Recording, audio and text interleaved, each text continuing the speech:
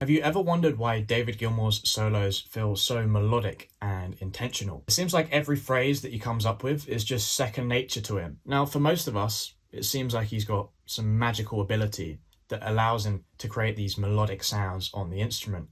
Well, that's actually not the case. It's literally just triad shapes that give you the ability to sound melodic. Dave is using triad shapes in literally every single solo.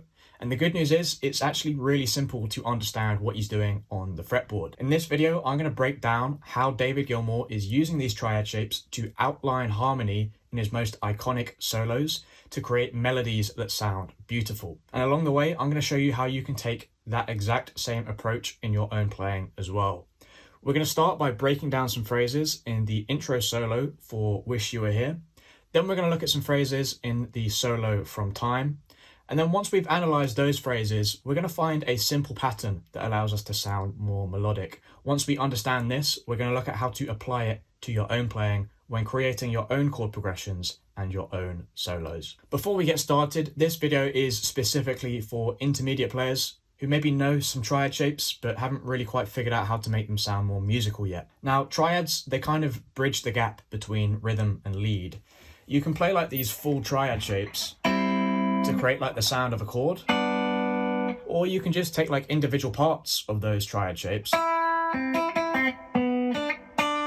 outline the harmony. Triads are really versatile, and like I said, they kind of bridge the gap between your rhythm and your lead playing. Once you start seeing the fretboard through these triad shapes, you kind of stop second guessing the notes that you're choosing, and you start creating melodic sounds that feel more intentional. So with that out of the way, let me show you how David Gilmour is using this exact approach to create solos and melodies that kind of get stuck in your head all day long.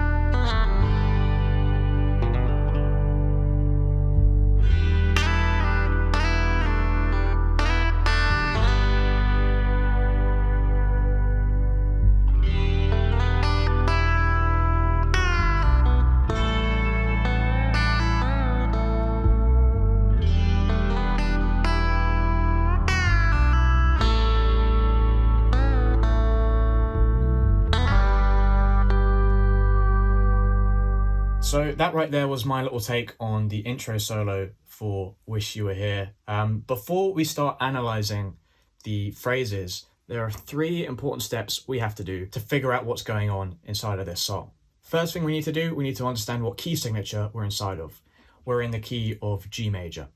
Second thing we need to do is understand the chord progression that's happening over the top of the solo. So it starts off with like E minor, and then it goes to this G major. And we kind of do that 2 times around. And then to G major.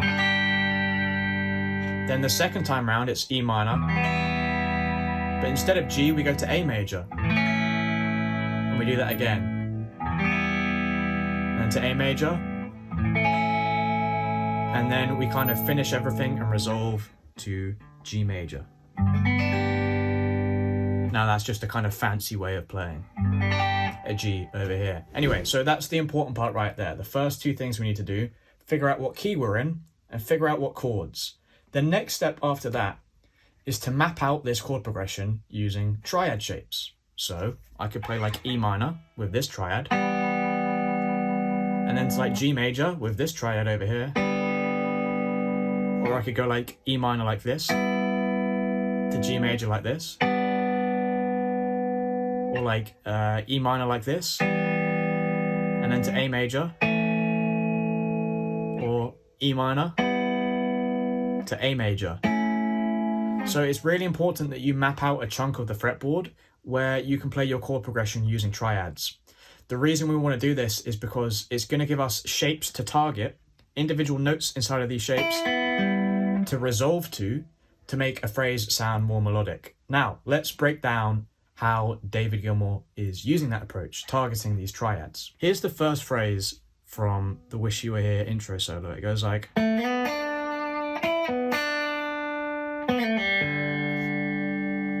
So let's kind of quickly break down what chord is happening over the melody over there. So like over this bit here, that's kind of over this E minor chord.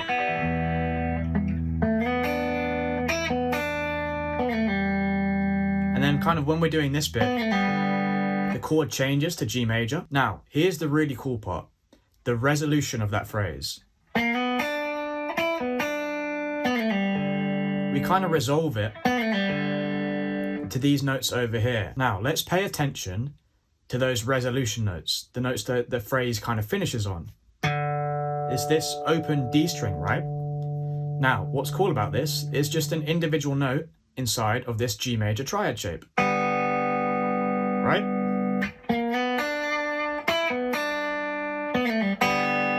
I'm kind of playing the full triad shape over there, but like just pick one note inside of that shape and it's going to sound resolved to G major.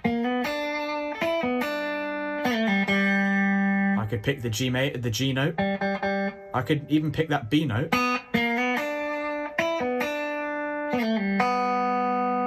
Again, maybe it doesn't sound like perfect to the recording of the song because like we've heard this song over and over again. Our ears are kind of used to something.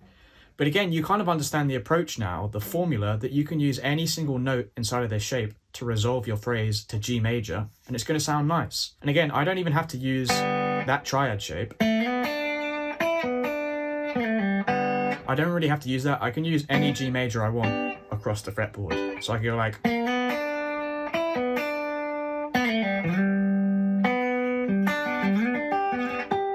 kind of, it resolves it a bit. Again, I'm messing around and kind of playing with the phrases over here and doing my own thing with it. But I'm showing you like the approach, how you resolve these phrases to make them sound more melodic.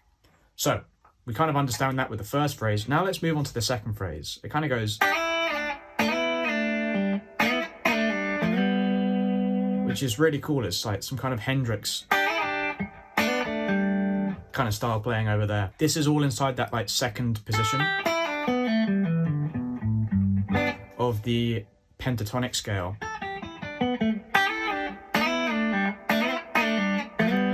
So again, let's break down what's going on over each chord. So the start of this phrase, that kind of stuff, is happening over that E minor chord. So all of that is happening over that kind of E minor chord over there. Now again, the important part is where this phrase resolves to. We have this kind of little double stop shape that we resolve to. And again, the chord that's happening underneath these notes is a G major. And would you look at these two notes here? They're part of that G major root position triad shape. So again, the formula that David Gilmour is using is to just resolve your phrase to any note inside of the triad shape that the rhythm section is playing, the chord that the rhythm section is playing. And that's G major in this circumstance over here.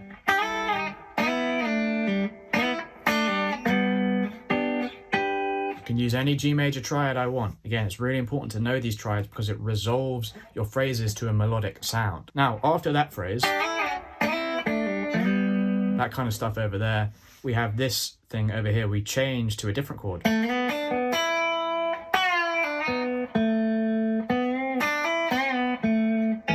So this is when we're going from like E minor to A major. Again, let's look at where this phrase resolves to. This stuff over here, it's all kind of happening over that E minor. But then when we do this, that's happening over the A major in the chord progression. And again, look at the triad shape for A major and look at the note that he's resolving to. Again, look, it's inside that triad shape. And he does the same thing again for like the second phrase.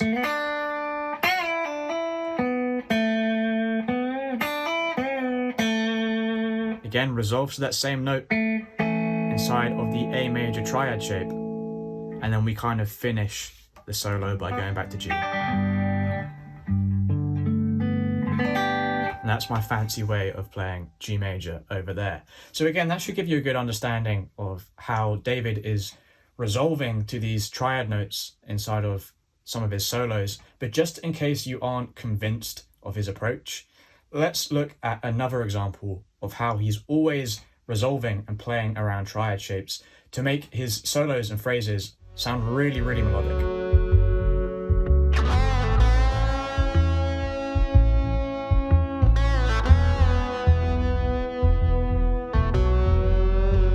That right there was my kind of take on the first couple of phrases to the solo in Time. But again, before we even start looking at the licks and the phrases that he's using, there are 3 steps we have to do first to give ourselves some context so we can understand what's going on a lot more. First thing we have to do, identify what key signature you're playing in. It's in the key of E major. Second thing you have to do, understand the chords in your chord progression. So we're going F sharp minor, then to A major, then E major, and then back to F sharp minor. Now, once you've got those 2 down, your key and your chords, now we're going to figure out how to play that chord progression using triad shapes, and those are going to give us some melodic notes that we can target inside of the solo. So I can play F sharp minor like this over here, and then I can play like A major, like this here, and then I can play E major, like this over here, and then I can go back to F sharp minor, over here. So we've got our chord progression mapped out.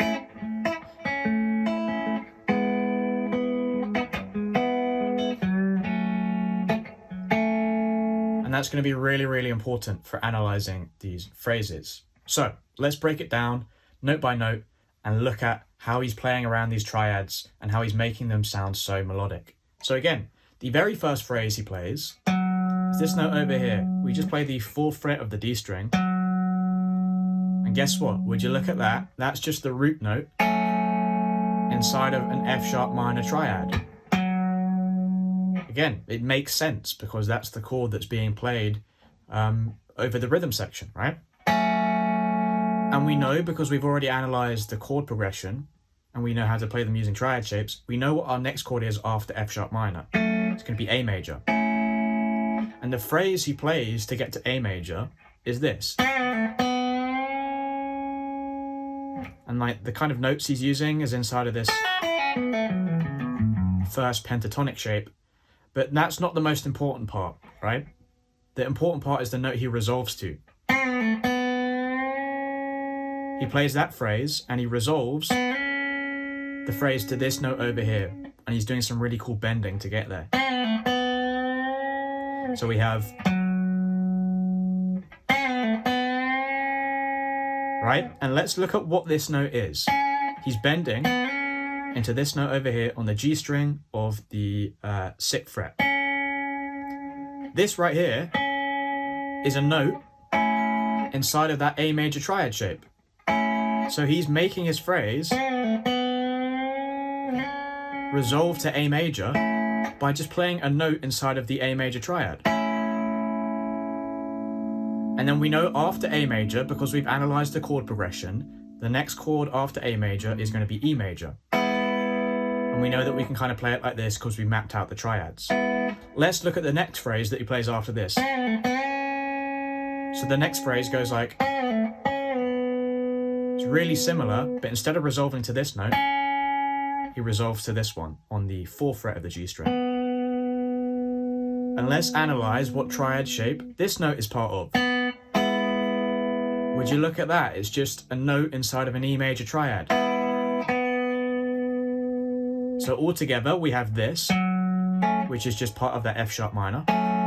Then we have this, which is just part of that A major. And then we have this, which is just part of that E major. And then the final bit is like, which again is just part of that F sharp minor. We're just taking that root note, bending it, and releasing it back to the root note. And then there's a bit afterwards that goes like, or that kind of stuff. Let's get to that in a second. But again, you can see this is really, really obvious when I just play like the triads and the kind of notes at the same time for the solo.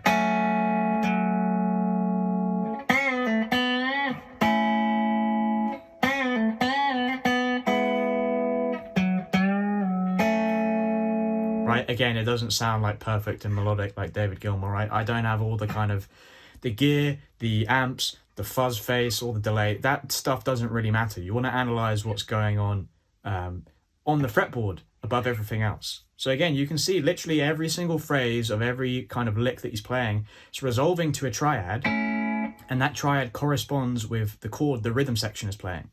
Now, anyway, let's kind of get back to this bit over here where he goes like... This over here is an F sharp minor triad. And that part of the chord progression is just F sharp minor. And obviously it's going to sound like F sharp minor because he's just resolving to any of those triad notes. And again, that's kind of part of this pentatonic box shape number 2.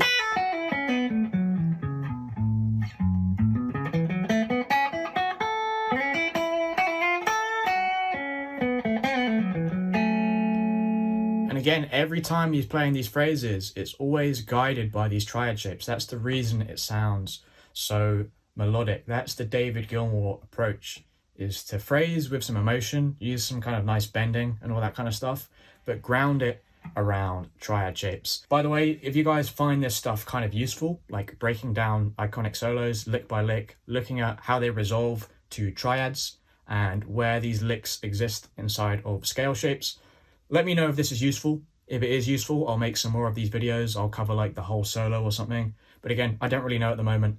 If you guys find it useful, let me know.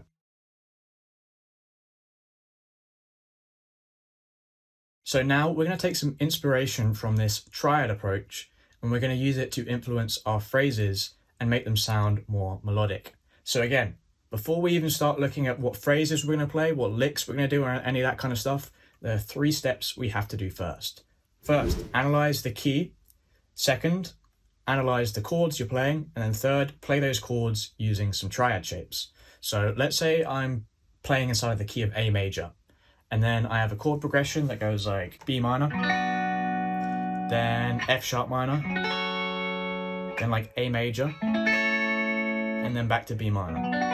So those are like the 3 chords that I'm going to use, right? Don't overcomplicate it. Don't use 1,000 different chords. Just stick to 2 or 3. How are we supposed to use this David Gilmour approach to play some phrases around those triads? So again, we need to understand our key signature, A major, understand the chords we're using, B minor, F sharp minor, A major. Then just map them out and play them using triad shapes. So B minor, F sharp minor, A major, and then back to B minor. So again, I know that I can kind of play some notes inside of that B minor pentatonic box over there, and all of these notes inside of this box, they're notes in the key of A major, right? Because B minor is a chord in the key of A major, right? So I'm going to like use this scale shape to kind of come up with notes to play. But for every phrase, when that new chord comes around, I'm going to target a different triad. So I'm going to target this triad, B minor, when we're playing B minor, and then use the scale shape,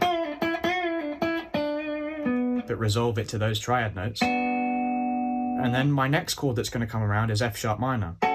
Again, I'm going to use the same scale shape, but I'm going to resolve to these F sharp minor triad notes. And then again, when A major comes around, use the same scale, but resolve to the A major triad notes. And then back to B minor. So really, the scale isn't the most important part. People think, oh, what scale am I supposed to use for this song or this solo? The scale isn't as important as the chords. And we play those chords using these triad notes, these triad shapes, right? So it's really important whenever you're playing a song, you're trying to play through chord changes, you've got to understand how to visualize it using these triad shapes first. So with that in mind, here's what I would come up with that kind of sounds, I guess, my best attempt to copy Pink Floyd and sound like David Gilmour. Here's what I would do over this chord progression, targeting these triad shapes.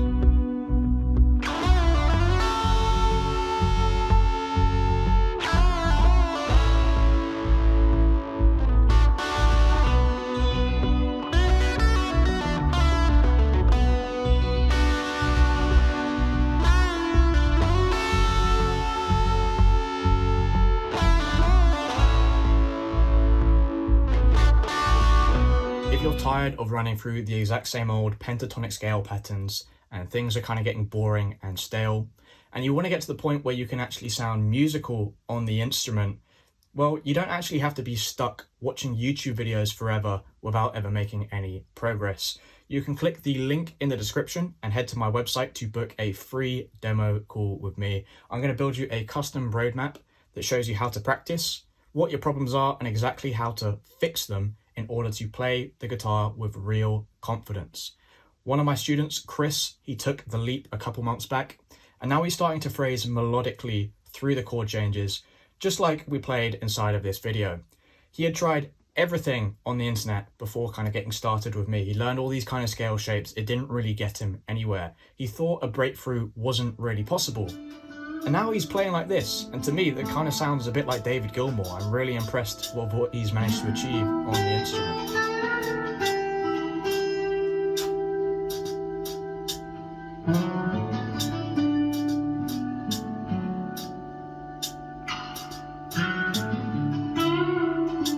So if you want some kind of similar results to sound more melodic on the instrument, just click the link in the description, head to my website, and you can book a free assessment call with me to see if we'd be a good fit to get started.